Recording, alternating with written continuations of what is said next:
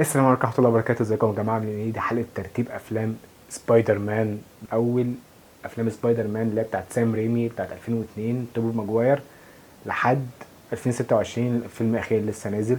ودي افلام اللي هي ستاند الون، بس انا مش هجيب هنا سيرة افلام افنجرز او اي حاجة من الحاجات دي. انا بس هتكلم على التسع افلام اللي نزلوا لسبايدر مان لوحده.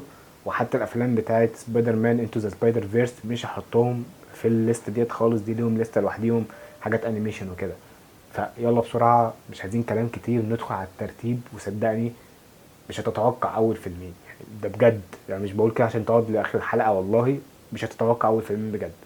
فاستنى لآخر الحلقة وقول لي أنت ترتيبك إيه في الكومنتات. ويلا بينا ندخل على الترتيب. بس قبل ما نبدأ اعملوا سبسكرايب للقناة لو سمحت يعني. ويلا بينا. رقم 9.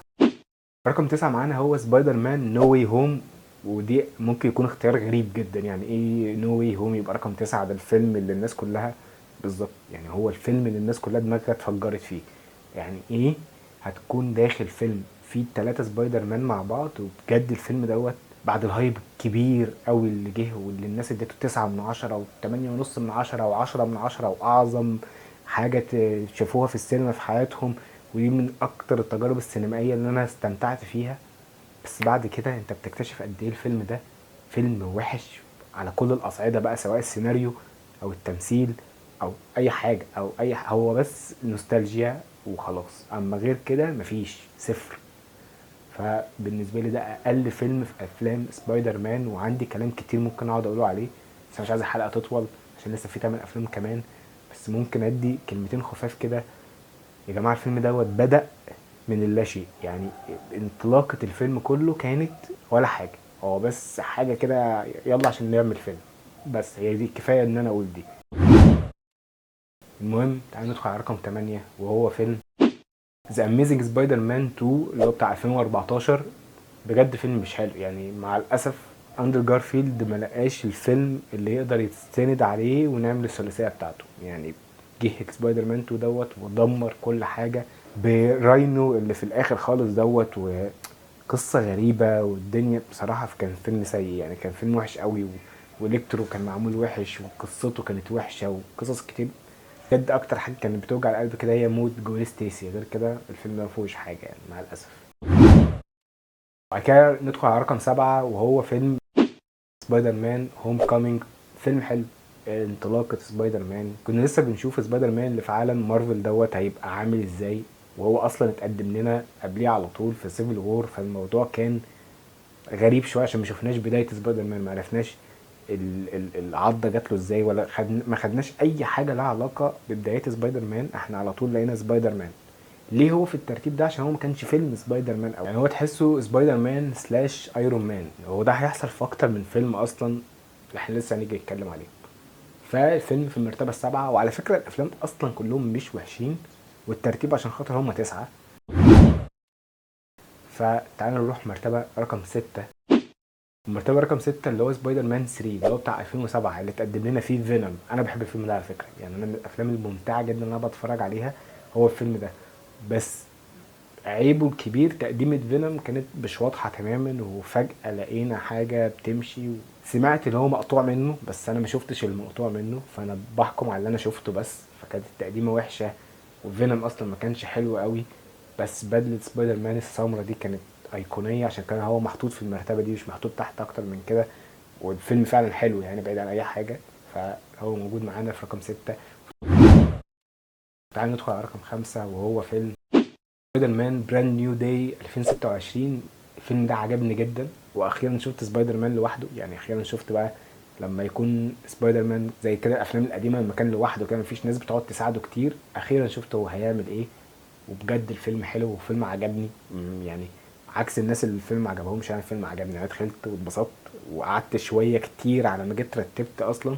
فالفيلم اللي هو ايه، مش عشان انت لسه شايفه فهو محطوط في المرتبه العاليه دي، مش كده، لا الفيلم بجد حلو عشان كده محطوط في المرتبه دي. وانا عامل له مراجعه ممكن تروحوا تشوفوها في القناه، يا رب تعجبكم. بعد كده نروح رقم 4، وبدأنا بقى ندخل في الأفلام اللي هي خلاص يعني تكسير عظام في الحتة دي، وهو سبايدر مان الأولاني خالص 2002.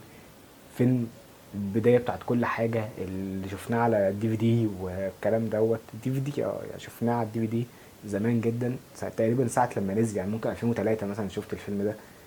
كان قلبان والدنيا كلها كانت يعني ما كانش سهل، الموضوع ما كانش سهل ايامي.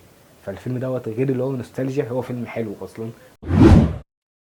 والمرتبه الثالثه معانا سبايدر مان فار فروم هوم. ده احلى فيلم لسبايدر مان في الالفيه الجديده دي اللي احنا دخلناها. وانا حبيت ميستيريو جدا. ميستيريو قصته رهيبه، بغض النظر عن اللي هو قاعد يحكي قصته، يعني دي كانت حاجه سيئه احنا ما شفناهاش، هو قاعد يحكيها بس تمام.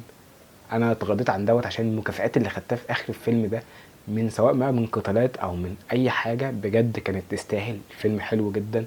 وشفت سبايدر مان اللي لوحده نوعا ما، وكان كانه بيبني لسبايدر مان اللي هيجي بعد كده. ودلوقتي دخلنا على التوب 2. وطبعا انتوا عرفتوا انهي فيلمين، يا ترى انهي الاول وانهي التاني، وليه اصلا الفيلمين دول هنا، ومين احلى سبايدر مان اصلا في التلاتة. تعالوا بقى نتكلم على كل ده مع رقم 2، ذا اميزنج سبايدر مان الجزء الاول. الفيلم ده حلو بغباء، انا بحب الفيلم ده جدا. واندرو جارفيلد هو احلى سبايدر مان في تقريبا في كل سبايدر مانات اللي هم التلاتة بس اصلا يعني. اندرو جارفيلد هو اللي يستاهل لقب سبايدر مان يا جماعه. شفنا طريقه مختلفه جدا في الحرب او في القتالات اللي كانت بتحصل مع سبايدر مان بتاع اندرو جارفيلد، كانت حلوه قوي وكانت ممتعه قوي. خصوصا الفايت بتاعته مع ليزرد اللي هو كان بيقعد كانه عنكبوت بجد، دي جامده جدا، وما اعتقدش هي اتعمل زيها حتى في اخر فيلم لسه نازل. بجد كانت ممتعه بشكل رهيب، عشان كده هو موجود معانا في المرتبه دي. واحلى فيلم سبايدر مان، سبايدر مان 2 2004، فيلم عبقري. انا بحب الفيلم ده جدا، احلى فيلم فيه سوينجينج ممكن اكون شفته في اي فيلم لسبايدر مان. طبعا افلام انتو ذا سبايدر فيرس دي قصه تانية خالص، بس سبايدر مان ده يا جماعه رهيب. ارجعوا شوفوه تاني هتعرفوا قد ايه هو فيلم حلو دراما، قد ايه هو فيلم حلو سوبر هيرو. وانت عندك سبايدر مان هنا بيفقد قوته اصلا في حته كبيره جدا، وبيتعامل من غير البدله فتره طويله، فانت بتشوف سبايدر مان بيتعامل بوشه يعني. لا انت بتشوف حاجات مختلفه، انت بتشوف سبايدر مان مختلف. الفيلم ده كان حلو وسابق عصره، وعمل حاجات طولوا قوي على ما عملوها في 2026. يعني انا بالنسبه لي براند نيو داي عمل حاجات قريبه جدا لسبايدر مان 2، عشان كده بياخد التقدير اللي هو واخده دلوقتي ده. اللي احنا شفنا بيتر بيعاني، هو في سبايدر مان 2 كل ده حصل له. ده فيلم حلو واحلى فيلم سبايدر مان، بس بالنسبه لي اندرو جارفيلد هو احلى سبايدر مان. وبس هو ده الترتيب اللي عندي، ما عنديش اي حاجه تانية اقدر اقولها. اعملوا سبسكرايب. سلام. وقولوا لي ترتيباتكم ايه في الكومنت. بس كده.